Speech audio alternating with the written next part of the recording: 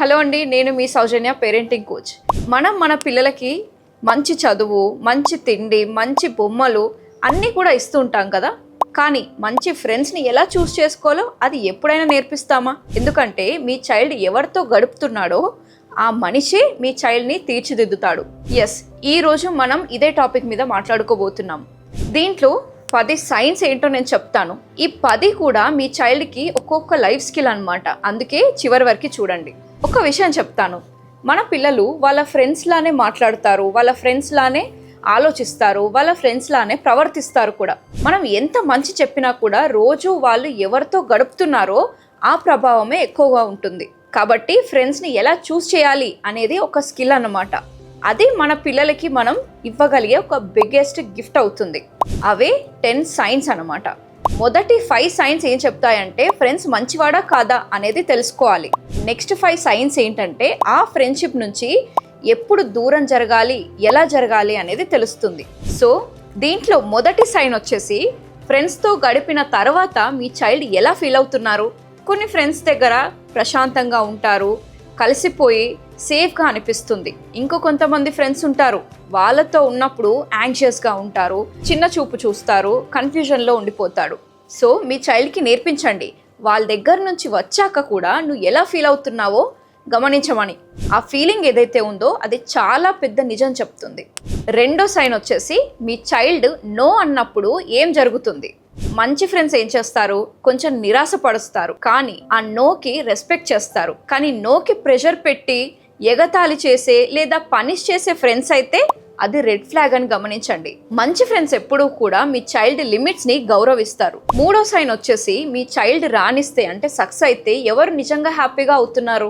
నిజమైన ఫ్రెండ్ అయితే మీ child grow అయినప్పుడు చిన్నవాడు అవ్వడు. ఆ మార్క్స్, ఆ టాలెంట్, ఆ మంచి న్యూస్ వాళ్ళని ఇంకా సంతోషంగా సెలబ్రేట్ చేసుకుంటారనమాట. ఎవరైనా మీ చైల్డ్స్ గెలుపుని చూసి చిన్నబోయితే ఆ ఫ్రెండ్షిప్స్ని గమనించండి. నాలుగో సైన్ వచ్చేసి ఎవరు మీ చైల్డ్ బిహేవియర్ని మారుస్తున్నారు. కొన్ని ఫ్రెండ్షిప్స్ ఎలా ఉంటాయంటే మీ చైల్డ్లో మంచితనాన్ని, ధైర్యాన్ని తీసేస్తారు. ఇంకొన్ని ఫ్రెండ్షిప్స్ ఉంటాయి, గాసిపింగ్ అని, షోయింగ్ ఆఫ్ అని, అబద్ధాలు చెప్తారు, రిస్క్లో పెడతారు. మీ చైల్డ్కి ఈ ప్రశ్న నేర్పించండి, వాళ్ళ దగ్గర నేను ఎలా ఉన్నానో ఆ నన్ను నాకు నచ్చుతుందా అని. ఐదో సైన్ వచ్చేసి కాన్ఫ్లిక్ట్స్ తర్వాత మళ్ళీ రిపేర్ చేసే ఫ్రెండ్స్. ప్రతి ఫ్రెండ్షిప్లో కష్టమైన మూమెంట్స్ ఉంటాయి కదా, కానీ మంచి ఫ్రెండ్స్ ఎప్పుడూ కూడా సారీ చెప్పాలని అనుకుంటాడు, ఎదుటి పర్సన్ని వినగలుగుతాడు, మళ్ళీ ట్రై చేస్తారు, మీ చైల్డ్ ఫీలింగ్స్ గురించి కేర్ చేస్తారు. ఫ్రెండ్షిప్స్ పర్ఫెక్ట్గా ఉండక్కర్లేదు, అది రిపేర్ చేసుకోగలిగితే అదే సేఫ్గా ఉండే ప్లేస్ అన్నమాట. ఆరో సైన్ వచ్చేసి ఎవరు మీ చైల్డ్ని ట్రబుల్లోకి లాగేస్తున్నారు. కొన్ని ఫ్రెండ్స్ ఉంటారు, తప్పు పనులు చేస్తే ఎగ్జైట్ అవుతారు. సో వాళ్ళు దాచడం, ఎగతాళి చేయడం, ఎవరినో దూరం పెట్టడం, రూల్స్ బ్రేక్ చేయడం, తప్పు అని తెలిసినా కూడా అవే చేస్తూ ఉంటారు. అదే మంచి ఫ్రెండ్స్ అయితే కలిసి ఉండాలి అని అంటే నువ్వుగా ఉండకు, మారిపో అని అడగడు. మంచి ఫ్రెండ్స్ దగ్గర మీ చైల్డ్ తనకి తాను కోల్పోకుండా ఉండగలుగుతాడు. నౌ ఏడో సైన్ వచ్చేసి పాపులర్కి సేఫ్కి తేడా అన్నమాట. పాపులర్ అంటే ఎప్పుడు కైండ్ అని కాదు, ఫన్నీ అంటే ఎప్పుడు ట్రస్ట్ చేయొచ్చు అని కాదు, కూల్ అంటే ఎప్పుడు కేరింగ్గా ఉంటారని కాదు.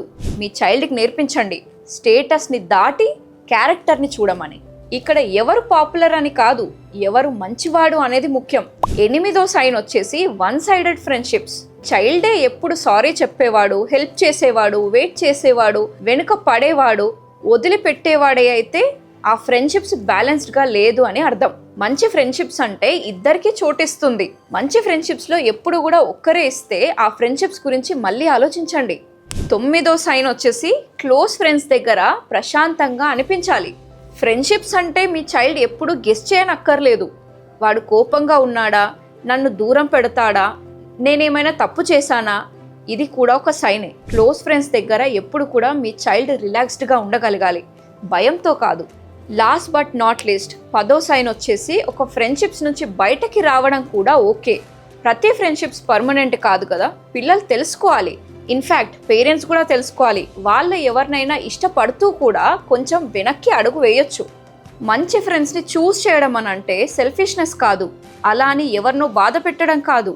అది ఎక్కడ తమకి రెస్పెక్ట్ ఇస్తారో, ఎక్కడ సేఫ్గా ఉంటారో, ఎక్కడ నేనే అని అనిపిస్తుందో అక్కడ ఉండడం నేర్చుకోవడం. ఇప్పుడు అసలైన పేరెంటింగ్ విషయానికి వస్తే ఇదంతా పిల్లలకి చెప్పడం ఒకటే సరిపోదు.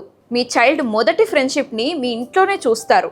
మీరు వాళ్ళతో ఎలా ఉన్నారో, మీరు ఒక మనిషితో ఎలా ప్రవర్తిస్తున్నారో అది వాళ్ళు ఫ్రెండ్షిప్ అని అనుకుంటారు. కాబట్టి మీ చైల్డ్కి మంచి ఫ్రెండ్స్ కావాలి అని అంటే ఫస్ట్ మీరు మీ చైల్డ్తో ఫ్రెండ్లా ఉండండి. వాళ్ళ ఫీలింగ్స్కి రెస్పెక్ట్ ఇవ్వండి, వాళ్ళ నోకి రెస్పెక్ట్ చేయండి, వాళ్ళు తప్పు చేస్తే కూడా రిపేర్ చేయండి. మీ ఇల్లు అదే మొదటి ఫ్రెండ్షిప్ క్లాస్ అవుతుంది. ఈ 10 సైన్స్లో కూడా మొదటి 5 సైన్స్ ఫ్రెండ్స్ మంచివాడా కాదా అని చెప్తుంది. మిగిలిన 5 వచ్చేసి ఫ్రెండ్షిప్ నుంచి ఎప్పుడు దూరంగా జరగాలి అనేది చెప్తుంది. ఈ 10 సైన్స్ కూడా ఒక చెక్ లిస్ట్ పీడిఎఫ్గా తయారు చేశాను. కావాలనంటే నా ఇన్స్టాగ్రామ్ రీల్లో ఫ్రెండ్స్ అని కామెంట్లో రాయండి.